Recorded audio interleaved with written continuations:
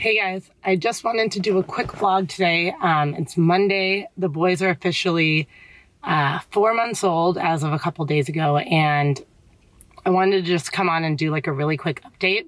I'm actually headed back to work in like 15 minutes, but I want to say like I had an amazing holiday. I had 2 weeks off to be with the boys. I also worked on my blog full time. And if you can't tell, I'm feeling a little bit refreshed. Like I was kind of during the holidays feeling down about just like how much I had to do. And then I had 2 weeks off and really got a chance to spend it with the babies. And so that was wonderful for me.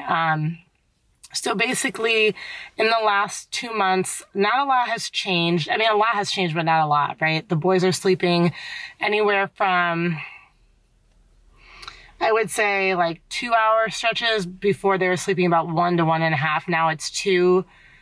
Occasionally they'd sleep 2 hours. Now they're more likely to sleep 2.5 hours, and even 3-hour stretches now. It's not like, it's not something that like we can plan on every night, but it's happening more and more, and it gives me hope that they're starting to stretch out their sleep a little bit longer. What else has happened? So sleep, they are enjoying tummy time. They're laughing at us and chatting with us. Like the noises they're making are in response to like sounds and noises we're making, which is amazing to see. What else? They're trying to roll over, which is just like mind-boggling to me. They are, they're throwing their legs and their butt over and then like trying to roll their body. They're grasping things. They're picking toys up and putting them in their mouth. They're picking up blankets and putting in their mouth. If I'm like holding a blanket on my lap and the baby's on my lap, like they'll just grab it and pull it. And so it's really cool to see them making all these amazing strides, like on par with the month they're in. So that always like makes me feel better. I know preemies are often adjusted, and so their feeding and sleeping schedule is more towards like a month back, but their like motor skills and communication, they're right on par with someone who's turning 4 months. Weight update. One baby is 14 pounds, 10 ounces. My other baby is 14 pounds, 8.5 ounces. So they're closing the gap in their like weight discrepancy. Before it was about 5 ounces. Now it's less than 2. What else? Oh, they're both exactly the same length. And my twins are fraternal, so I always assumed that they would start like really changing like differently, but they're actually becoming closer in weight and height. So now they both are exactly 24.75 inches. So it's crazy. Like they're actually becoming more alike. And as they are like filling out, they're also starting to look a little more alike. And so, yeah, it's kind of cool. One of the big things that we came across, so the boys had a cold. I got sick over the holidays. I think probably from as many people that we want to see and family. I mean, you're just going to come in contact with germs. So the boys had a little bit of a cold. They were congested and sneezing. No fever or anything. They just were a little bit, congested, which made them not feel great. So we took them to the pediatrician because, I'm a new mom, so everything's scary.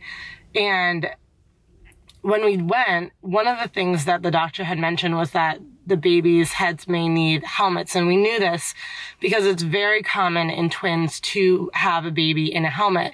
It's because in the womb, they don't really have all the room they need to like stretch out. Oftentimes their heads are pressed against like in weird positions that they wouldn't be if there was just one baby in there. So we had known that could be a option. And obviously that's not a really scary thing. Helmets are cute. You can decorate them. They're only a couple months if you catch it early like we did. But one of the bigger things that we are dealing with is that one of the twins, they believe there could be fusion between 1 or 2 of the plates. And so that it's not moving the same as the rest of his like head developing. So we actually have to go see a neurosurgeon about it. And I don't want to be like assuming that it's going to be the worst. So I've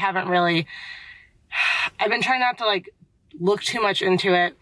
I want to just go talk to the doctor see what they say, but our pediatrician did say that if they find that there had been some fusion, we would be looking at surgery. And so while I understand, like, they just have to tell you all the options, obviously as a mom, you never want to hear that. And so I have been doing my best not to worry about it. We schedule with them today, and we'll see when their next appointment is, and then we'll go and get a look. They're going to scan his head, and then they will be able to tell us whether or not they can go right into helmets or if he'll need surgery before he goes into a helmet. I've been deeply considering, like, I don't know, reaching out to other people who have had the cranial surgery, but I feel like I might be getting a little bit too ahead of myself. Like, we don't even know if we're going to have it yet. It's just that the pediatrician, from the looks of it, said that it might be a possibility. He's seen it happen before. There were some telltale signs, like on his head and in his jawline, that a plate could be fused. So I totally understand that, they're just kind of telling us everything that could happen. And again, like, as a new mom, or as any mom, right? Like, new or not, you're just going to freak out when you hear surgery. At least I do. And so, for the first day I was like really upset. And then the next day I was like, I need to stop. I need to not reach out. If it happens, then I'll reach out to people who have had the surgery. But until we know for sure, there's no reason for me to sit here and dwell on it, even though it's really hard not to. So I'm just keeping our hopes up that these are just simple helmets, like fixes with their head shape. There are a lot of reasons that you go into a helmet when your skull is misshapen, or there are fused bones, or bones aren't moving right. It actually can cause developmental problems later on in life. So it's not just something that's like, oh, he has a weird head shape. That has nothing to do with it. Your bones are meant to fit together in a very particular way to protect your brain, to protect your spine, to protect your jaw, your nasal cavities, everything. So this isn't like something to take lightly, like, oh, he might need it, but you can choose not to do it. I mean, obviously you can always choose not to do it, but you're choosing to help his development.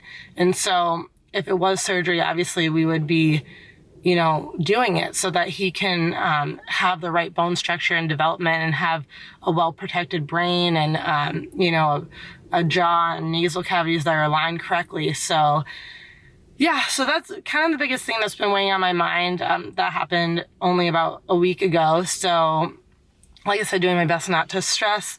And then, I will obviously keep you guys updated on whether or not what the neurosurgeon says. And then obviously I'll be recording the boys getting helmets. I'm really glad that I have seen and follow other twin moms that have their boys or girls in helmets, because it really makes me realize that it's very common, and also that it's a lot easier than I thought it was. Like, a lot of them record them putting them on, cleaning them, their kids playing in them. And so, it doesn't look like this whole scary production. I thought there'd be these heavy helmets that the babies would have a hard time holding their head up. In fact, the helmets are super light, and one of the girls that has twins actually decorated her kids' helmets. It's really, really cute with their initials. So knowing that we're going to have them, I think that that's something cute that we can look forward to, is decorating the boys' helmets. So I will keep you updated. But other than that, the boys are obviously growing big and strong. We are getting a little bit more sleep, and, development's going great. So now it's just waiting on the whole helmet thing and the neurosurgeon. So I will keep you updated. Obviously, I'm just a little nervous about it. So if I'm just rambling, I'm really sorry. But yeah, I hope that you guys enjoyed the twin update. I have a little video clip of them, and I'll drop it in here. They are doing amazing. They're so smiley, so cute. And I just love being able to actually share them on video now that they're a little more awake. Although when I was filming them this morning, one was sleeping and one was awake. So one of these days they'll both be awake, and I can show you guys what it's like. Oh, and they're starting to interact with each other. They're starting to watch each other play, which is so heartwarming to me. I find it so cute. So next time I update you on the boys, it'll be after our neurosurgeon appointment, and when we're getting fitted for helmets, or, whatever comes of it. So thanks for tuning in, guys. As always, I appreciate your support. If you like this video, let me know, and let me know if you have questions and want other videos done. Like, is there something else that maybe you'd like to see or know about on our twin journey? If so, you can leave in the comments below. And as always, subscribe so you don't miss any of our updates. I hope you guys have had a really good holiday, and happy Monday. Bye. Hi, baby. You guys are 4 months old. Look at how cute and sleepy you are. Hi, buddy. Hi, just waking up. Hi. All right, look at how big my boys are.